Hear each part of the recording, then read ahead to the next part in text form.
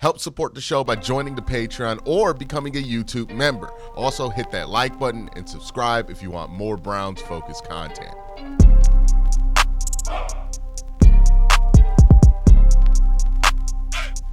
But all these rumors that I'm hearing about a potential Brandon Aiyuk trade has my mind spinning.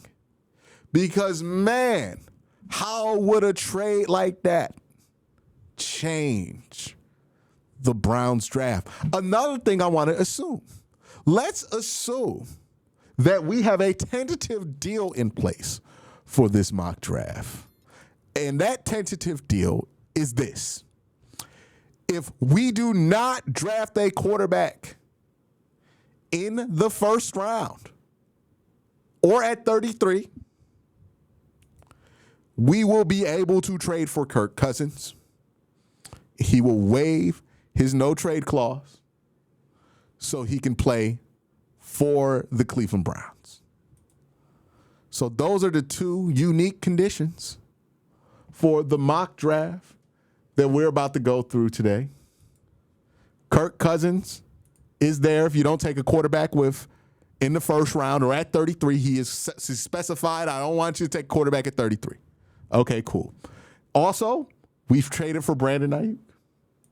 How do those two things change the very fabric of the Cleveland Browns draft? Well, we're going to find out today. We're going to do a 7-round mock, and we're going to mock with these things in mind. This is the scenario. This is how we'll be going through this mock draft. Let's get to it. All right. So we're not going to trade for the number 1 overall pick. We're going to start this draft here. They take Cam Ward as expected. We're sitting here at number 2. Now, I do not anticipate a strong trade back market. I have been saying this for a long time. I don't think the Browns are going to be in a trade back market. Travis Hunter, Abdul Carter. How does this conversation change if you have Brandon Aiyuk on the roster? I think it changes significantly because now, if you're looking at Travis Hunter, the need for a wide receiver, not very strong. The need for a defensive back was never strong to begin with. So Travis doesn't really fulfill any of the current holes on the roster. Could you upgrade from cornerback 2? Yes, Martin Emerson didn't have a strong year last year, but I doubt 1 year is going to be enough for the Browns to, set sail to him when that's a player they have tagged as a potential extension-worthy guy. So I don't think they're just going to bail on him just to bail. You don't see Greg Newsome as a solution to that either. So, but with Greg Newsome, you feel like you got a slot in Cam Mitchell that can replace him.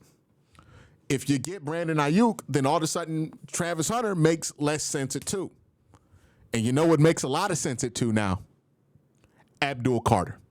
Now, I've been pointing this direction for a long time. I'm happy to see more people hop on board to the Abdul Carter bandwagon. I am glad to welcome people to the Abdul Carter train at 2. Look, it's not a guarantee that Abdul Carter is going to be what his pre-draft says he could be, right? There's a possibility that Abdul Carter might not work out in the NFL. But I do think it's likely that he ends up being a productive player. The reason it being incredible bend, unreal bend, right? He has that Myles Garrett rubber band ability to run, Von Millery rubber band ability as well, to run with his knees hitting his chest, right? He can run under any tackle. He's quick. So even though he's not big, he can bend underneath bigger tackles, and he can get underneath tackles. And even with the size, he converts speed to power very well. He doesn't ever get taken off his tracks by bigger tackles, right? Where his lack of size is going to hurt him is in the run game, but I do think he is aware enough and an attentive enough defensive end to where he will get much better with that. And don't get so caught up in a traditional vision with Abdul Carter, right? I know that's where people get locked up into is they think of Abdul Carter They think of having Myles Garrett, and their mind gets stuck into, we have to put this guy at, the 4-eye opposite of Myles, right? The traditional way of doing things. But we're not even that traditional with somebody like Myles Garrett. With Myles Garrett, we'll move Myles to 9 wide 9, my bad. We'll move Myles to wide 9, to the 5, to the 4, to the 4-eye, right? We'll move Myles and have him play as a mug, right, in nickel, so he'll be in the A-gap sometimes.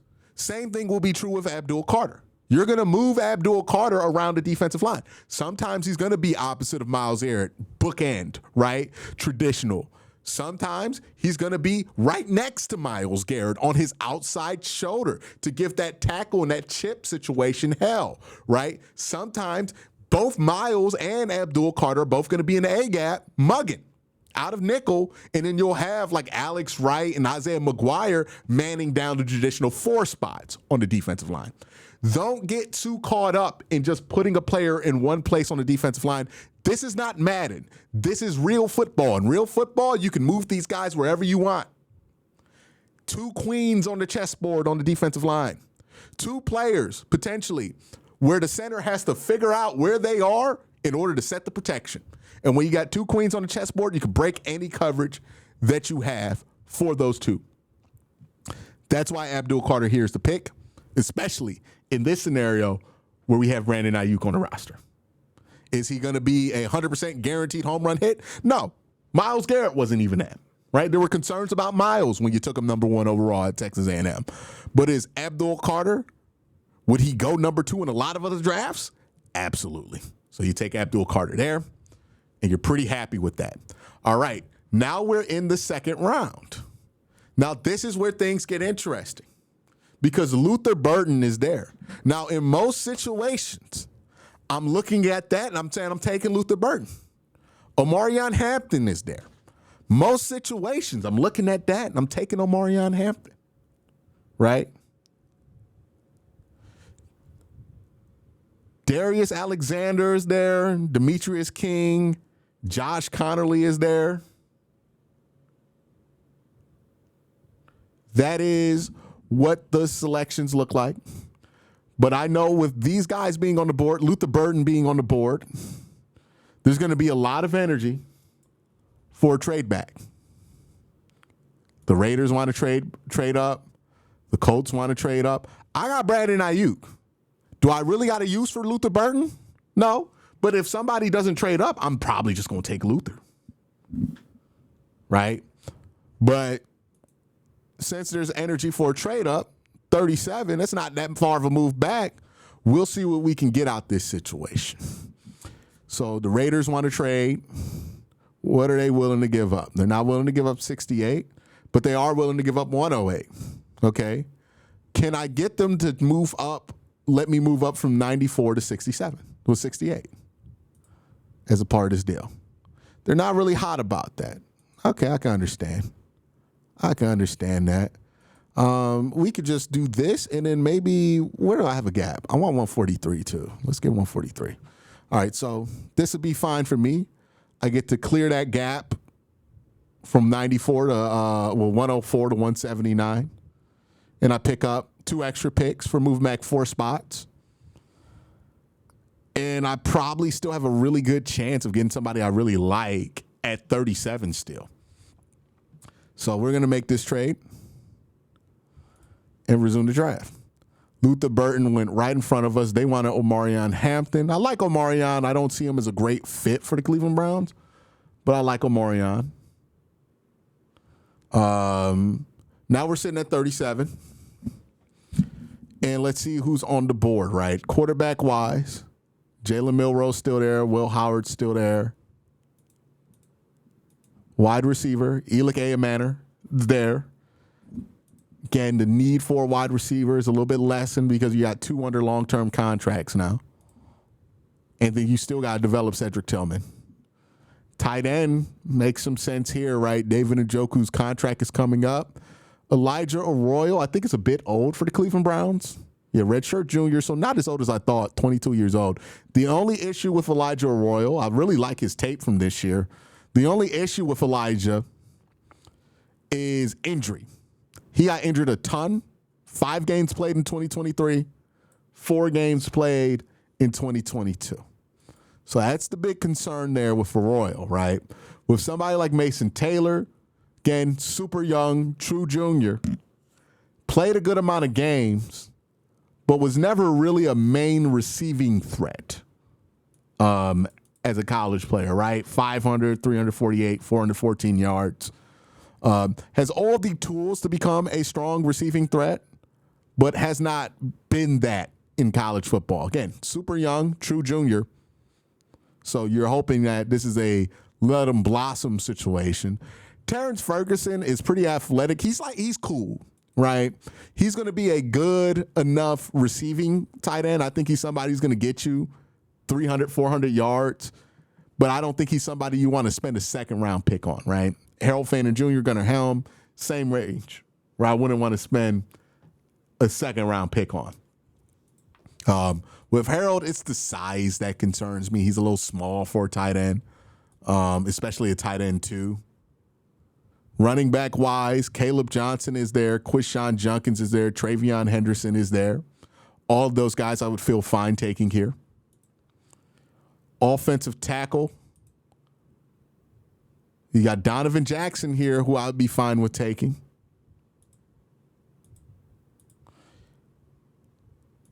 Cornerback, Trey Amos. I know a lot of people like him. Siobhan Revel.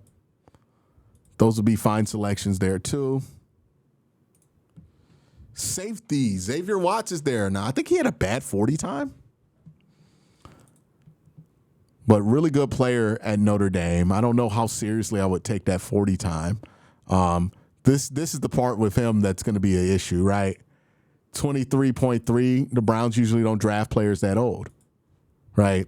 I think if they go safety, how old is Sebastian? Sebastian's 24, so that's off the Browns board.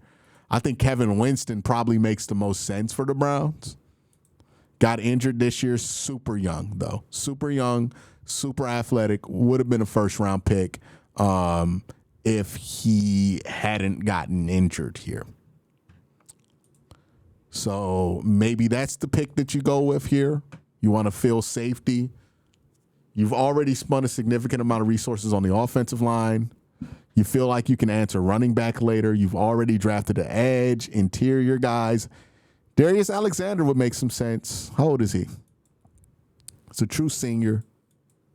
6'4", really good run defender. Has a 12.9 pass rush win rate.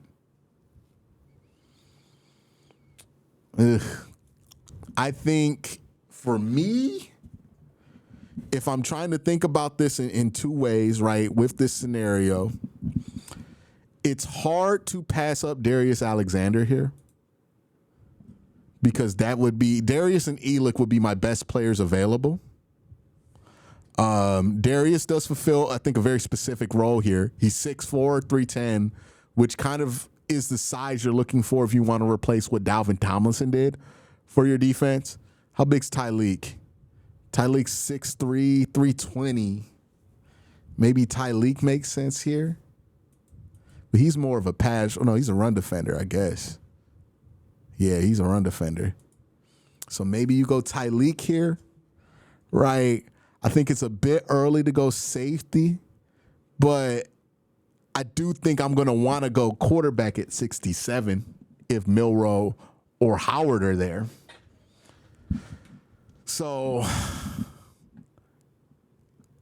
I think I'm going to go with the best player available here. Who's on our defensive interior, though? This is why I need Jack Duffin. Let me look up the defensive interior. I think we got too many guys on the interior right now. I don't think there's enough bodies there because we're already going to have to.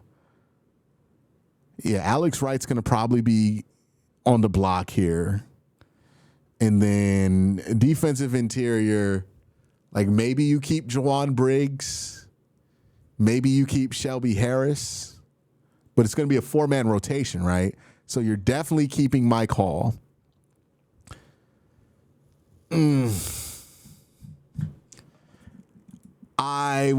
Somebody said our offense sucks. I just don't know how much drafting another wide receiver here would help that problem this year. And running back,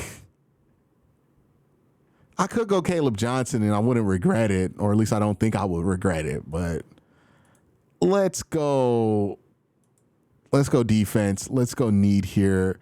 It's such a reach to go Kevin Winston here, though. So we're going to build a really strong defense. We're going to focus on the strength here because that's what it makes sense to do. We're going to take Darius.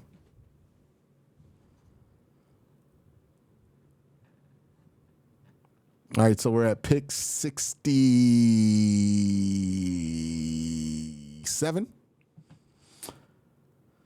And Brown's Twitter is furious at Andrew Berry because he took 2 defensive players in the draft. 2 really good defensive players, by the way, but 2 defensive players.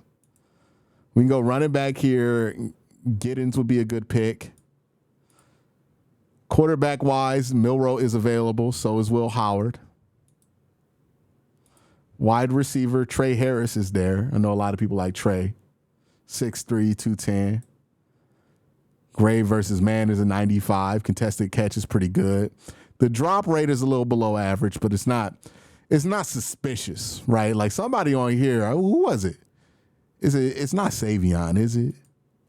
There's a big wide receiver here. Yeah, it's Savion, who's got the most suspicious drop rate I've ever seen in my life, 11.8, which I'm like, I'm good on that.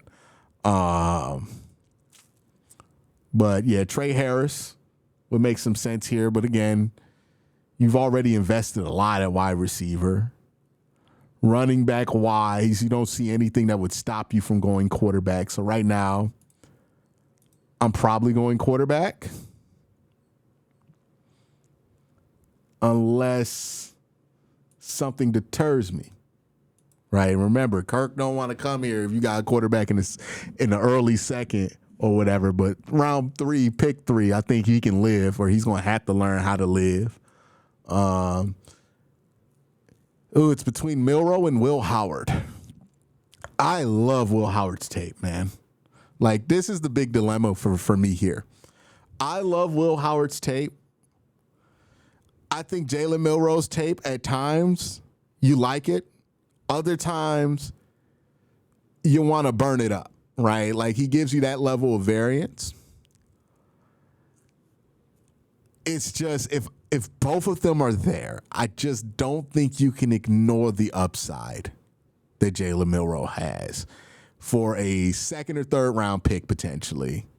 He has the same upside as a Colin Kaepernick had, right? Coming out of Utah State. Was that where he came out of? Utah? No, Nevada. My bad. I'm thinking about Jordan Love. But coming out of Nevada, he has that same upside, right?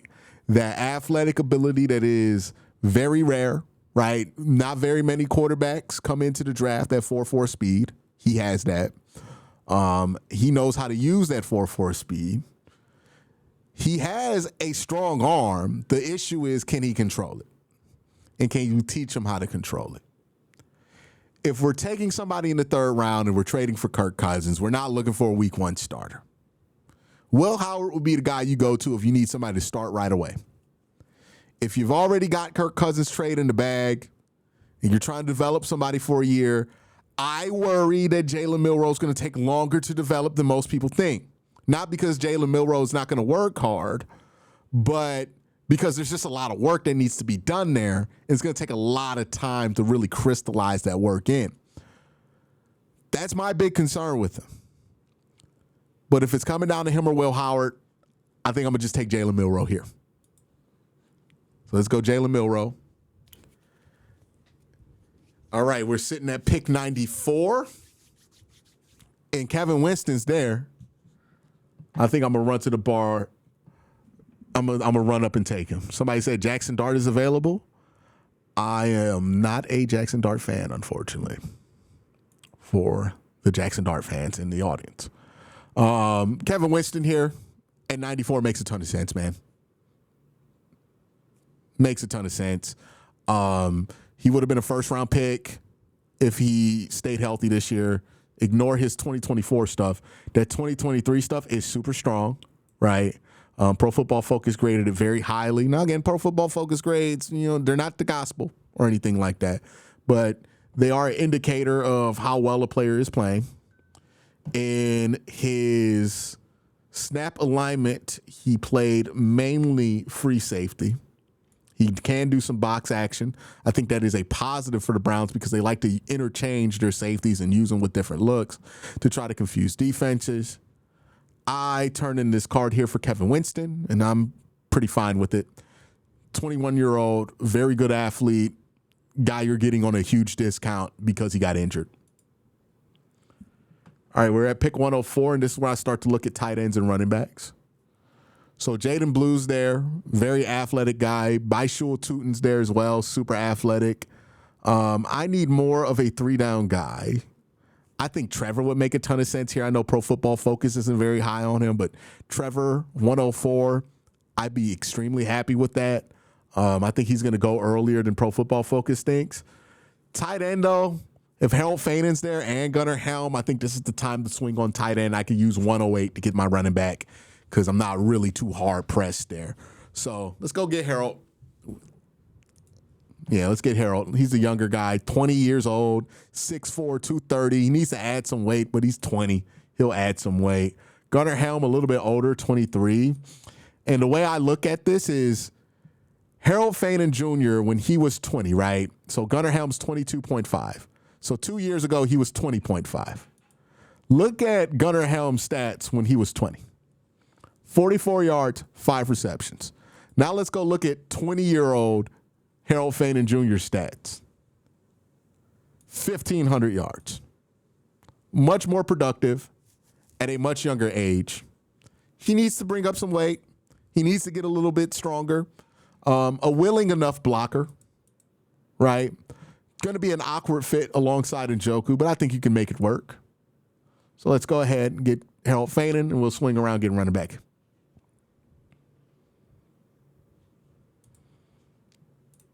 Here, I'm more than fine with taking Trevor Etienne right here, but I feel like y'all going to be mad at me in the chat if I take Trevor Etienne. Because he's been being sold as a 5th-round pick. I think he's a 4th-round pick. Pretty easy. Let's see if there's anything at wide receiver that moves me. People are really high on Kyle Williams. And he does fit that mold of what Andrew Berry likes. Super athletic guys who can win versus man. But again, you just got Brandon Aiyuk. In this scenario, right? In this perspective scenario, you got Aiyuk. So, yeah, let's piss off the internet and go get Trevor Etienne here at 108.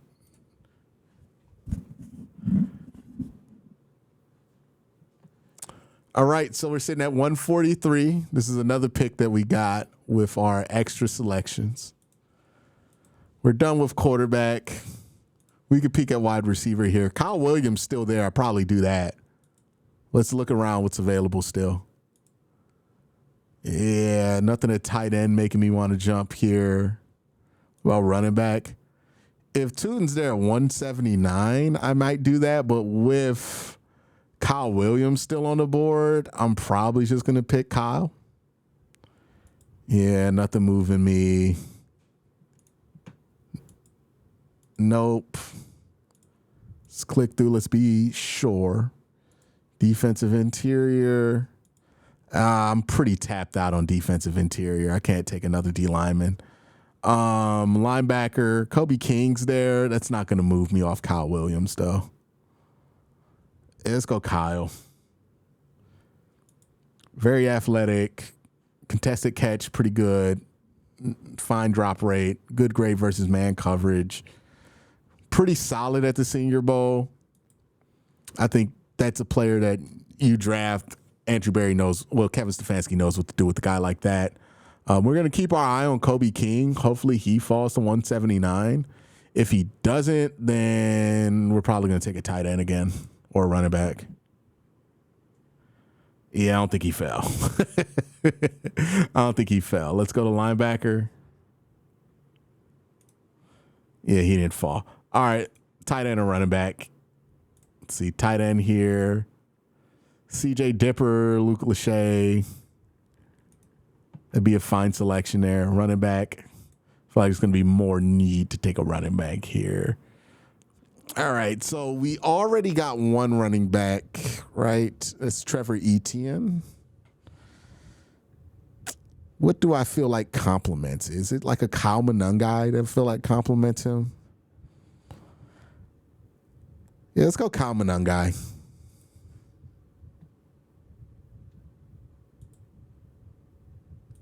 Swing around here. I like CJ. If we're gonna go Jalen, we might as well get him somebody he's familiar with, right? We got 2 running backs in this draft, y'all. We're good. We're good. All right, yeah, let's go get CJ. Let's go get him somebody he's familiar with, and then we'll fill out the draft with just whatever we get there. We could take a flyer on Jonah as a center. Let's see. Jimmy Horn, Will Shepard, LeJounte Wester.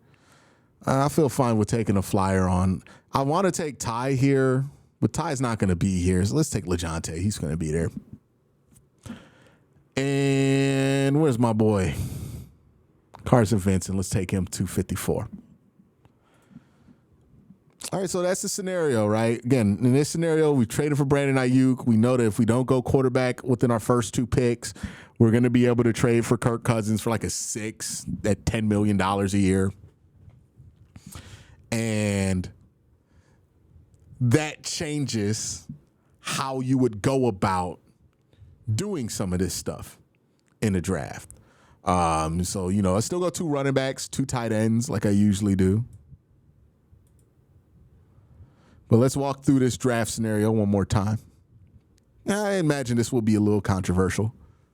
So Abdul Carter, easily take him. I think the big controversial move here is I had a chance to get Luther Burden at 33, but because I went after Brandon Aiyuk, I opted to trade back, pick up extra picks in the 4th and 5th round, and get Darius Alexander. At 37, Darius is a first-round graded defensive interior player. He fills a need there as a run stuffer and as a pass rusher for the Browns. I see a bright future with the 2 Ohio school or college kids, Darius Alexander and Mike Hall, in that interior. You got Myles Garrett and you got Abdul Carter, and you got a defensive line that can dominate for years to come as you look for your quarterback answer. Speaking of your quarterback answer, you draft a developmental quarterback here, right? You're picking at the 3rd round. You're getting a developmental quarterback. The Browns have Kirk Cousins on the roster, so you don't need somebody to start week 1.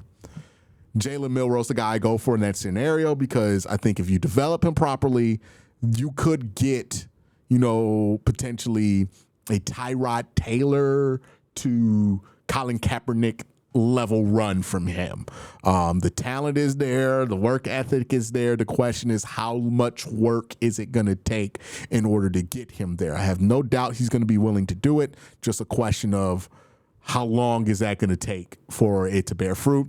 But you do know at the end of the day, Jalen Milroe can run that ball, right? And you have something that you can get out of that 3rd round pick if Jalen Milroe can run that ball. So it's not going to be a complete waste. Kevin Winston, 94, super young safety. I feel pretty good about that one. Harold Fainin, 104. I'd be doing backflips here. The pick that I think PFF hates the most is Trevor Etienne. I value him in the 4th round, so I'm going to take him in the 4th round. I don't care about PFS board. Kyle Williams, I think another good pick. I think this is a solid scenario for the Browns. You don't get overwhelmed with offensive talent here. You do most of that, right, with the Aiyuk trade, and you're hoping Aiyuk and Cousins and that upgrade and what you've done with the offensive line can do most of the heavy lifting with your offense. Also, Trevor Etienne and Kyle Monangai playing a role in there with your run game, hopefully with Nick Chubb still involved, and that this is going to be a team that relies on some offensive input, but a lot of defense, right? Because you got Abdul Carter, you got Darius Alexander. Those are going to be your impact guys week 1. Maybe Kevin Winston gets to that point too, because you got higher expectations for him in the 3rd round than most guys. And then you get some guys you hope can become helpful players on the offense for the rest of the draft, right? Harold Fainin, I think that could develop into a David Njoku replacement. Trevor Etienne in the 4th round, I think he's going to be a really solid player. The question is, how serious are some of the off the field red flags with him? And I think that's why his stock has dropped so significantly, because on the field at the Senior Bowl, he was pretty good. Kyle Williams, again, somebody who had a strong Senior Bowl, good route runner, fits the mold of everything Kevin loves in that offense from that position. And then somebody you could slot in with a 5th-round pick. Kyle Monangai, guy you're going to give a chance to be running back 3 on this roster, compete with Pierre Strong. CJ Dipper or Dupree or however you pronounce that, please tell me in the comment section below. You give Jalen Milroe a familiar target, and you try him out as tight end 3. Jonah Mahim, you throw a flyer out there at center, see if he could play center in the NFL.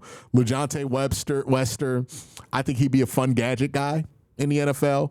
You give him, throw a flyer out there, and then Carson Vincent, 254, you throw a flyer out there for a tackle I thought had a very strong Senior Bowl week, and could come into play in the later rounds as a developmental tackle. All in all, I feel very good about that. I feel very good about what the Browns accomplished there. Is it going to fix the team overnight? Are the Browns going to be Super Bowl contenders because of this mock draft? No. Right? No one draft is going to do that for you. You're going to have a lot of other things go right, and you're going to have to solve quarterback long term, whether Jalen Milroe's that answer or not. But I think you can tackle a lot of different things in a lot of different spots here to end up with a team that has a really solid future ahead of itself. But that's this mock draft scenario.